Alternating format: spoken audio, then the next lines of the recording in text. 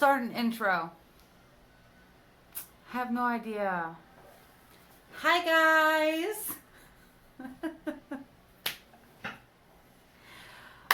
You guys, it has been a extremely challenging day, to say the least. But I'm thankful. I'm grateful. I'm alive. I feel good. I have amazing friends in my life. I have my dogs. One of them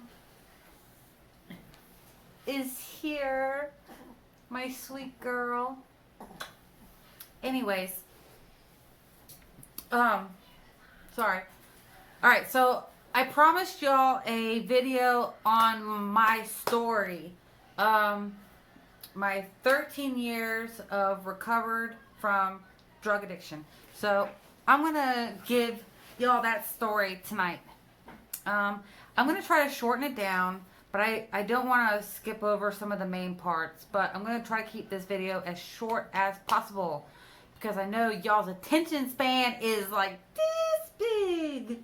So in 2004, my grandmother passed away, and I was the one who found her.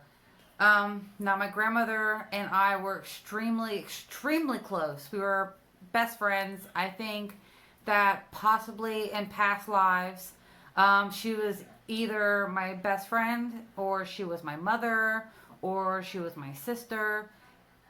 Whatever she was, whoever she was, her and I were like this, like together. I even lived with her at a point in my life. So after I found my grandmother, I really went into a deep hole, and I spiraled really fast. You could find me in the bottom of a bottle of vodka, bottle of rum, can of beer. I was doing everything I could to numb out. Even at her funeral, I ran out. I ran out of her funeral. I was a mess. I was an absolute mess, guys.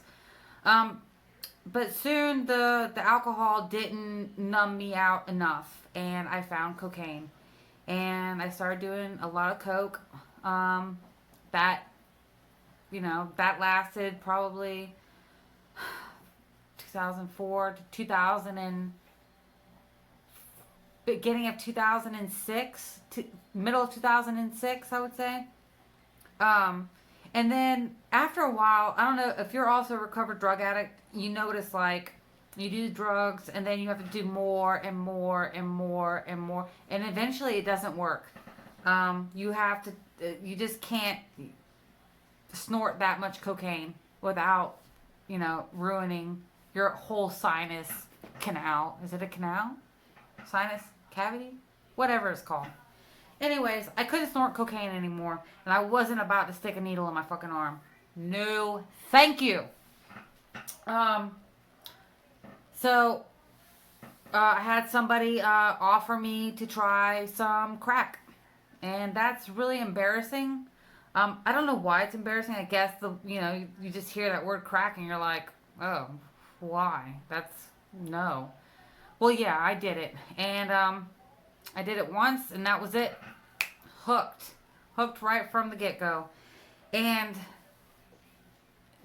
didn't last long until I completely crashed and burned. Completely. Rock bottom.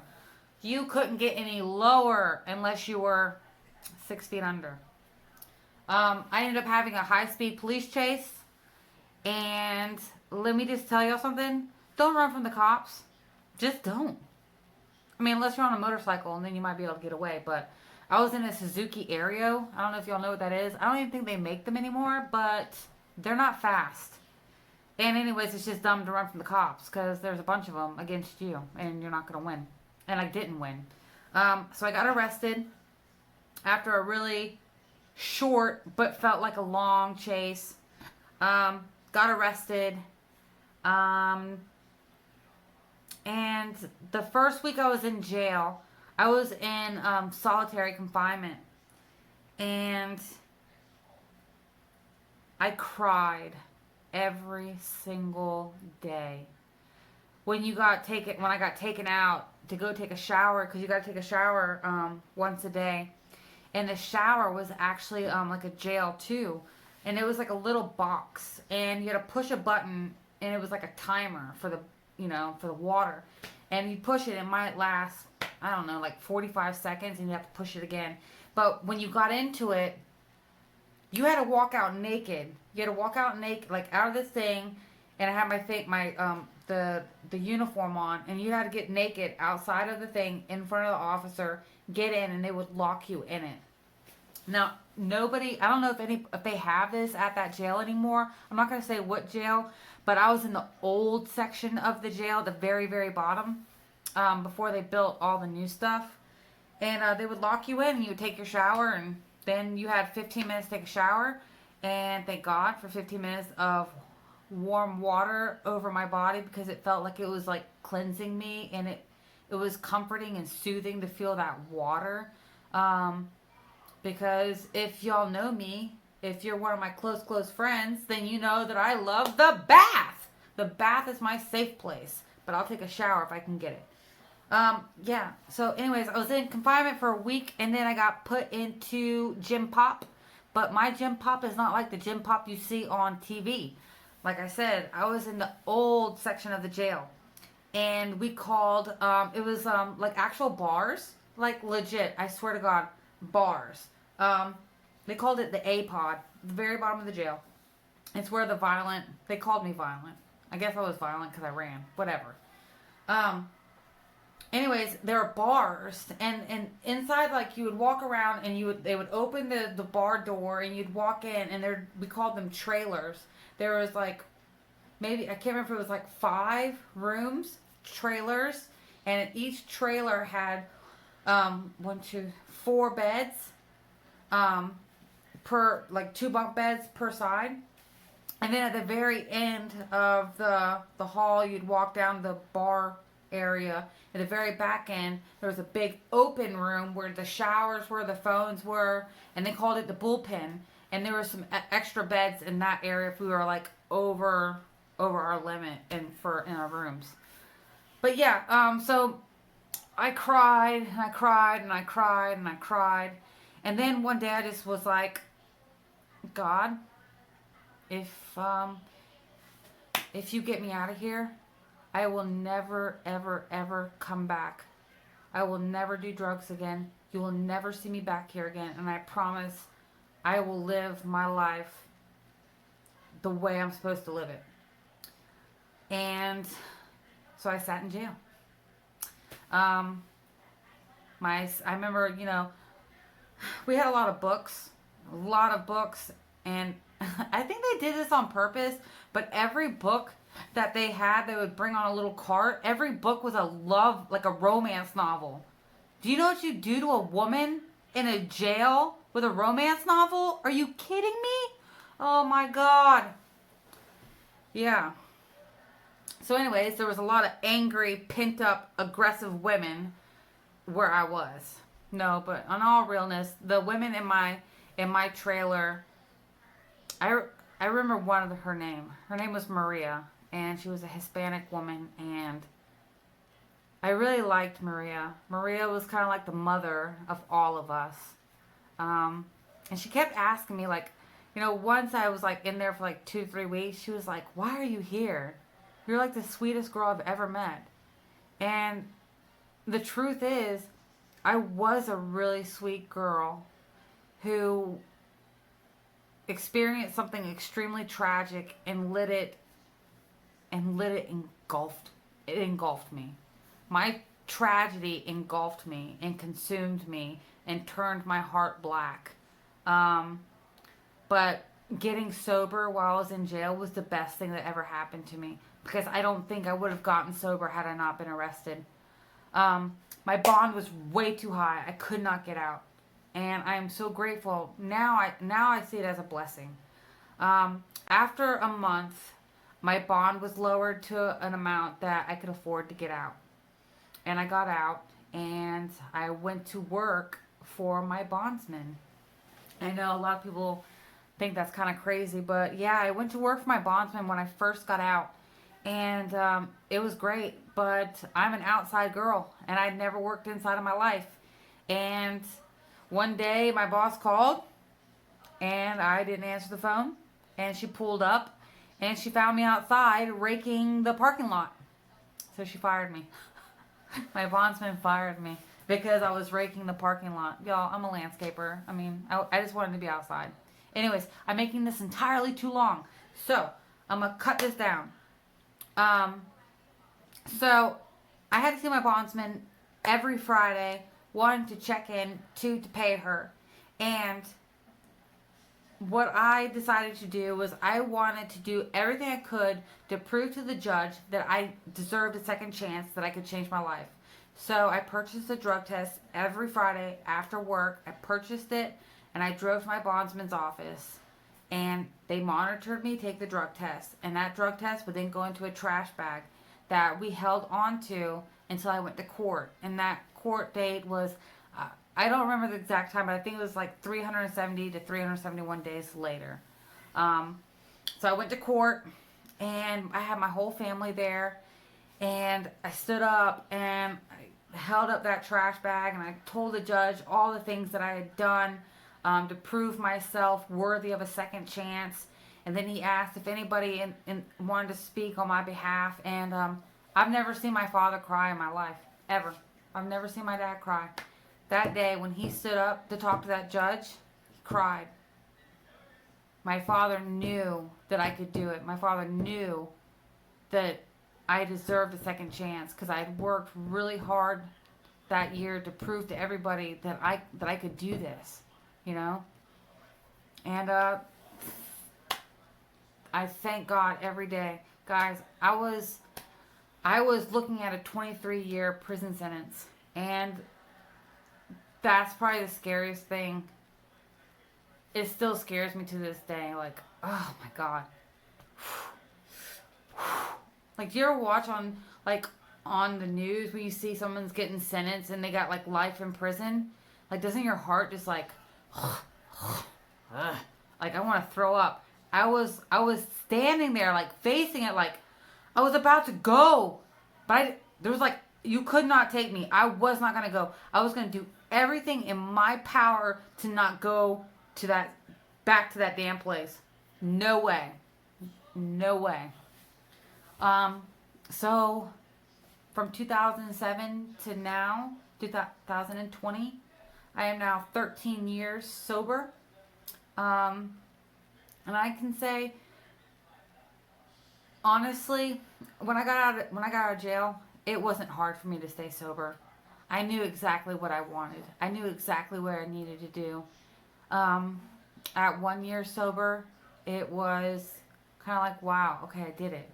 Then 2 years, oh my God. Oh, and let me tell you all a short story. I think it was a year and a half after I gotten out of jail, a year and a half of being sober. I actually helped catch an armed robber.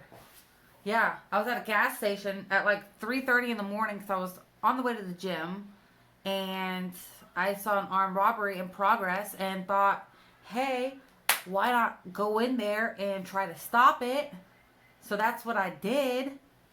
Yeah, and I mean, I didn't personally catch the robber, but it worked out. I went in the store, spooked him. I was already on the phone with 911 in my pocket. I was wearing a hoodie.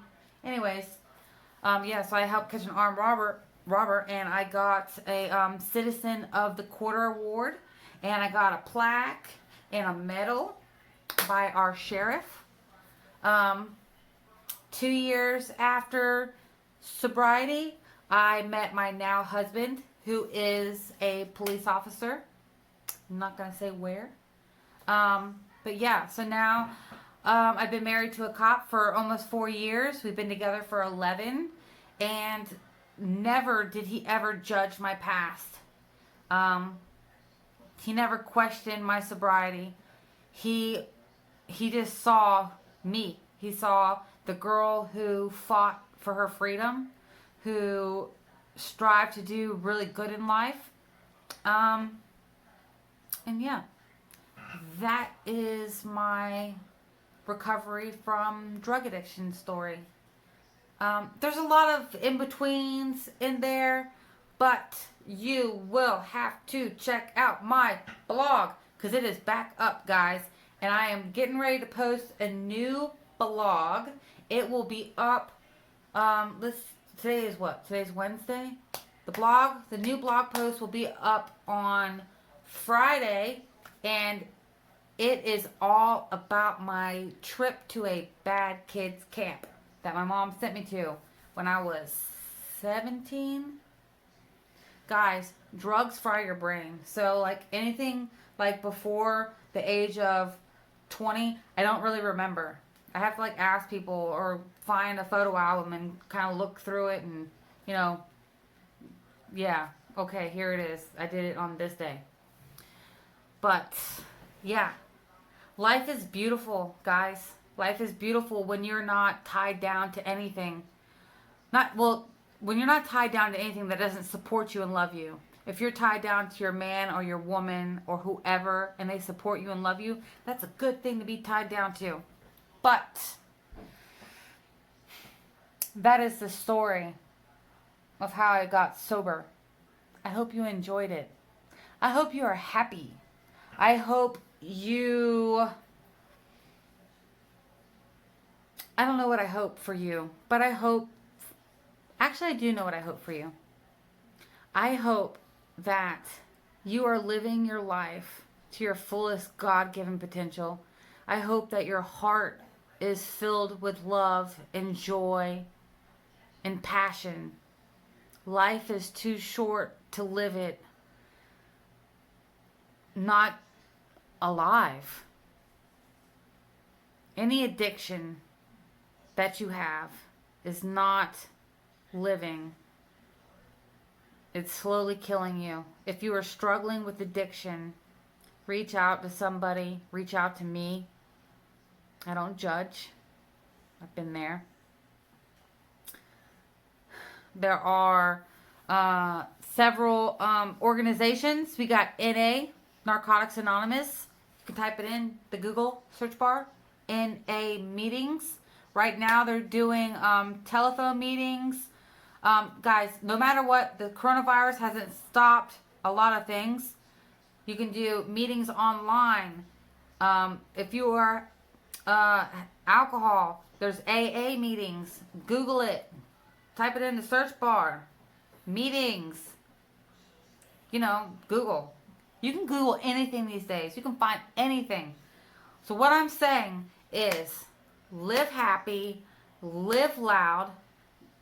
God dang it, dare to shine bright, bitches. Sorry, I threw that in there.